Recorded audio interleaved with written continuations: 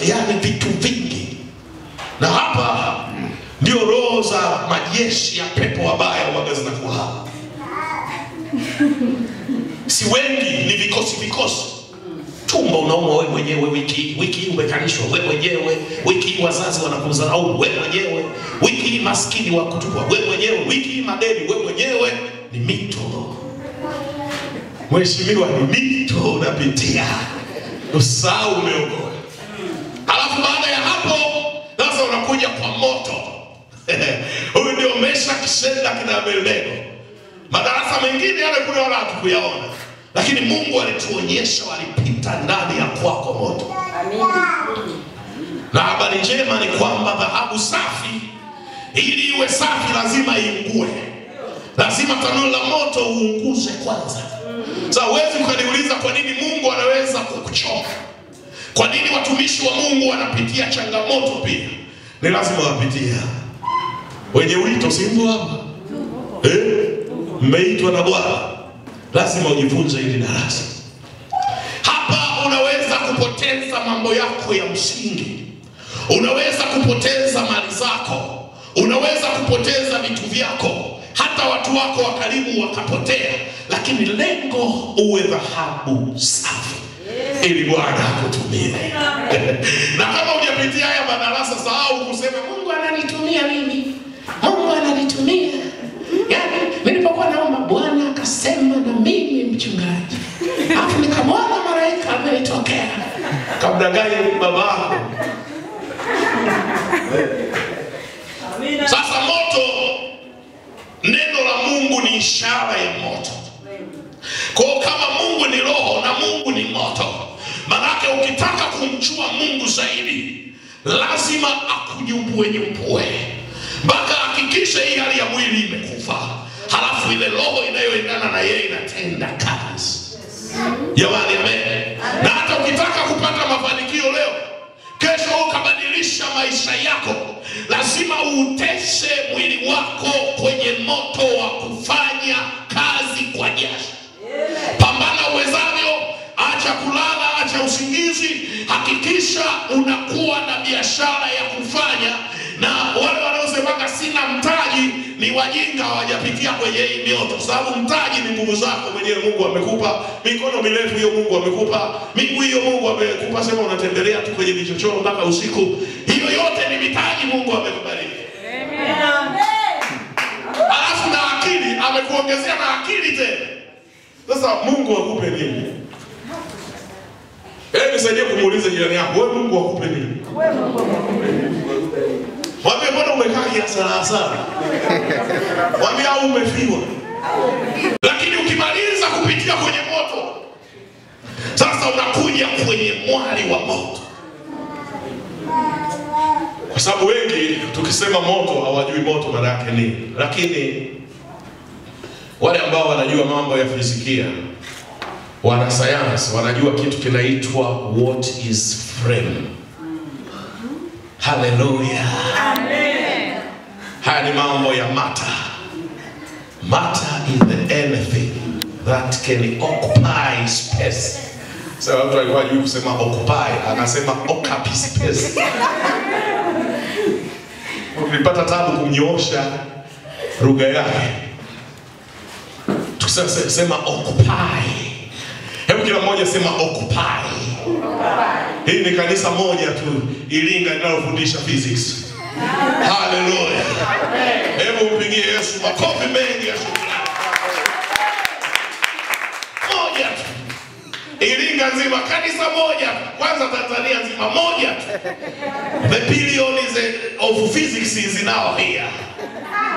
Sasa tumekimbilia Kiswahili na historia. Sasa wapendelewa kwanza ulikuwa nyani. Na wanasoma somo hilo ulikuwa nyani. Mwangalie babu yako wamefanana nyani. Nywele zimesogea mpaka kichwani kabisa. Hebu mwambie jirani yako, soma sayansi bwana.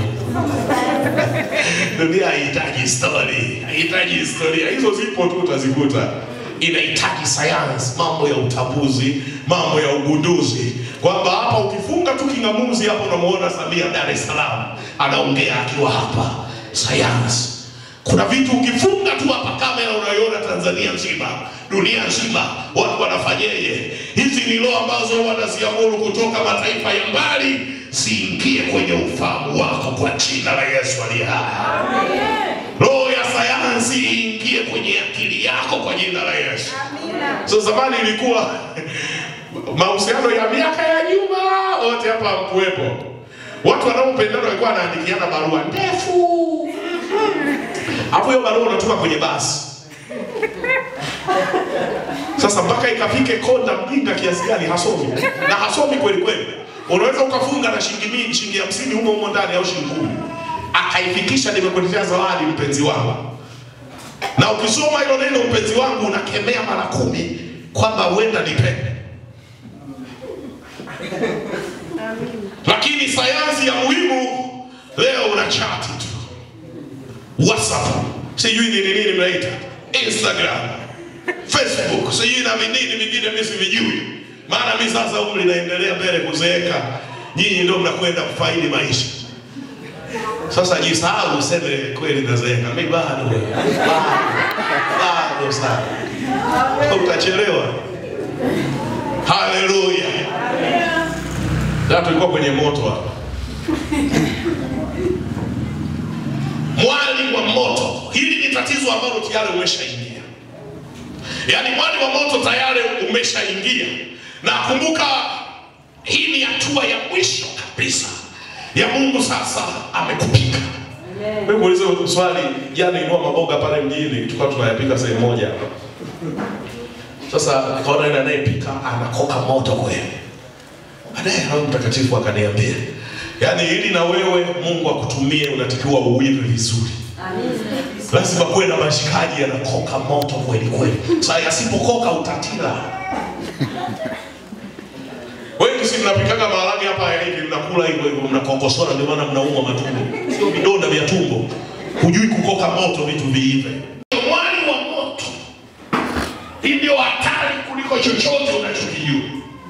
Na mfalme wa kuzimu una serikali yenye mifumo na miundo. Paulo ni mtu wa mafunuo, Efeso sura ya 6 mstari wa 12 anasema kwa maana kushindana kwetu si juu ya damu na nyama. Anasema namba 1 ni nini?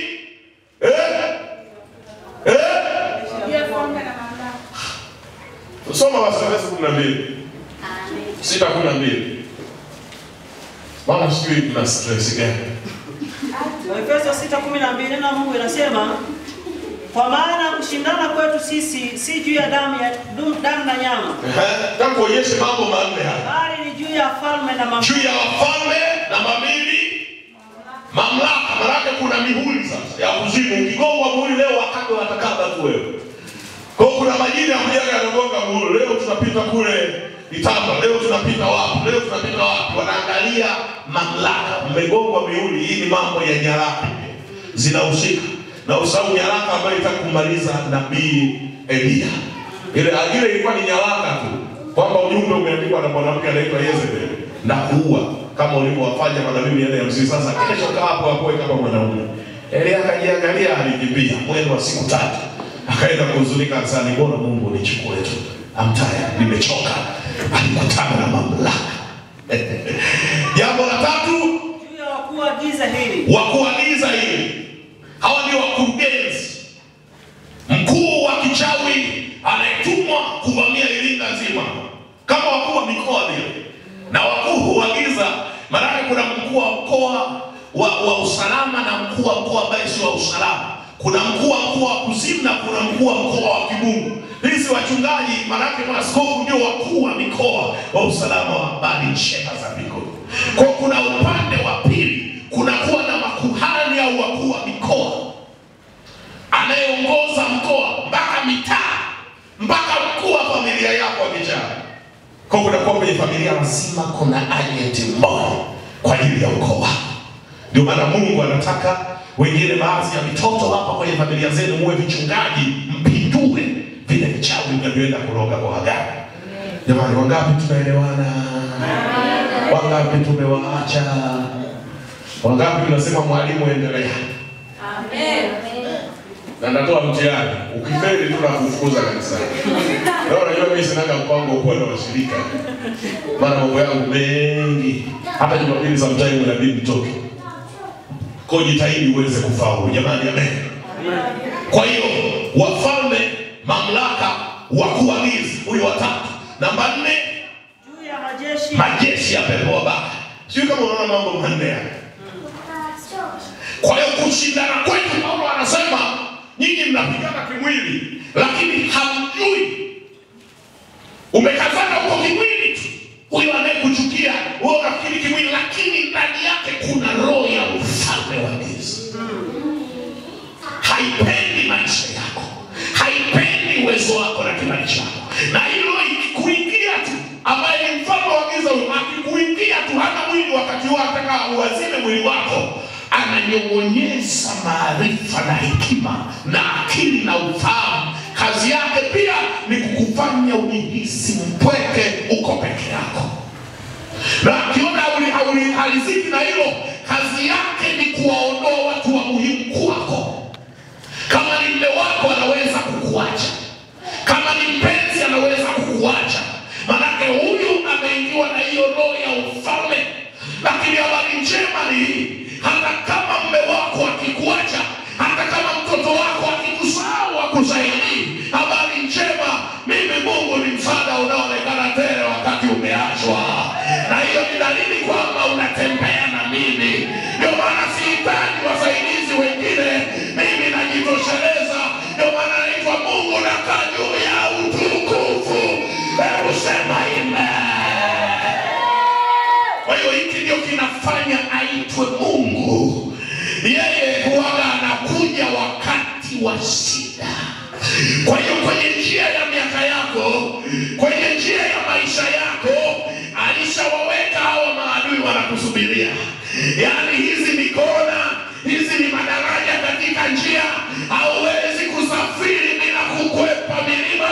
Milima utaikuta tu, na milima ndio hii. Mabegani mwako amekupa ushindi. Usiogope unapopitia haya majaribu. Biblia inasema unakwenda kutoka kwa jina la Yesu. Nasema unakwenda kushinda kwa jina la Yesu.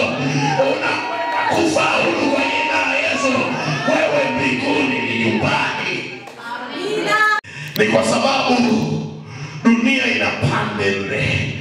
Magharibi, mashariki, kaskazini na kusini. Kwa hiyo Mungu lazima akutikisie darasa la mashariki, akutikisie darasa la kusini, akutikisie magharibi na kaskazini. Halafu aseme wewe umeiva ukapikika, umepikika na umeiva, sasa unafaa kuwa mtumishi wangu. Kuanzia sasa wewe sio mtu wa kawaida.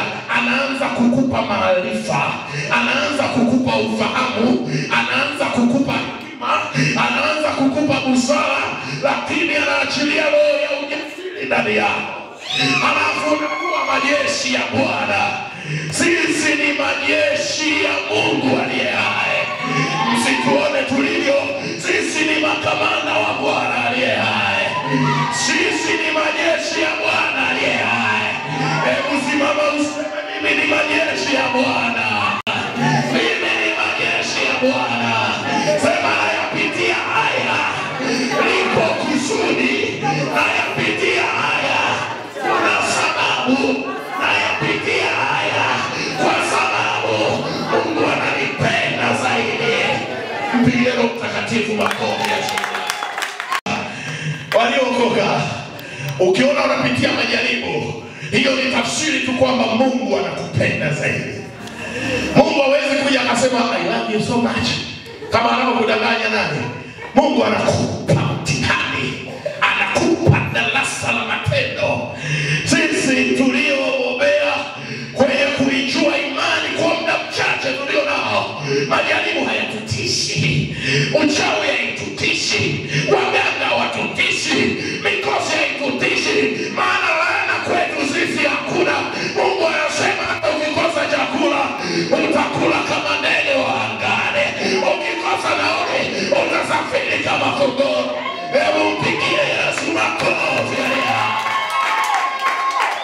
Maandiko matakatifu hayaonyeshi waliofanikiwa kwenye safari ya wokovu kwamba walikwepa majaribu, lakini inaonyesha Danieli aliwekwa katikati ya moto na katikati ya mwani wa moto. Kila mmoja uko nje na habari kwamba Danieli amekufa. Kwenye zile simba hawezi kutoka salama, kwenye